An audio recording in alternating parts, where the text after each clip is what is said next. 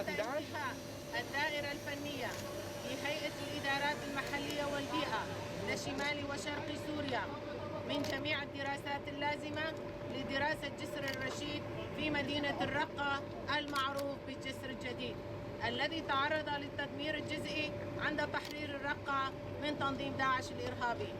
تسعى هيئة الإدارات المحلية والبيئة في الإدارة الذاتية لشمال وشرق سوريا وبدعم كامل البدء بمشروع ترميم جسر الرشيد في مدينة الرقة المعروف بالجسر الجديد، ويساهم المشروع في تخفيف الازدحام المروري بحيث يقلص المسافة بين مدينتي الطبقة والرقة خاصة للآليات الثقيلة والشاحنات.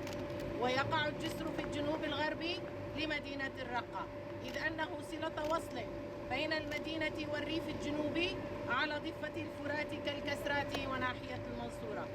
وبالرغم من ترميم الجسر القديم الذي خفف عناء التنقل بين الضفتين، إلا أن الآليات الثقيلة والشاحنات وحافلات النقل تسلك طريق المزارع في المدخل الغربي لمدينة الرقة للوصول إلى الطبقة وطريق حلب إلى باقي المدن السورية.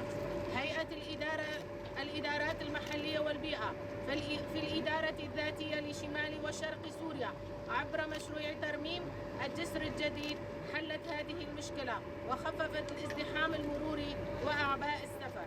وضمن خطة هيئة الإدارات المحلية والبيئة في الإدارة الذاتية لشمال وشرق سوريا إعداد ترميم الجسر والطرق المركزية لتخفيف العبء على البلديات.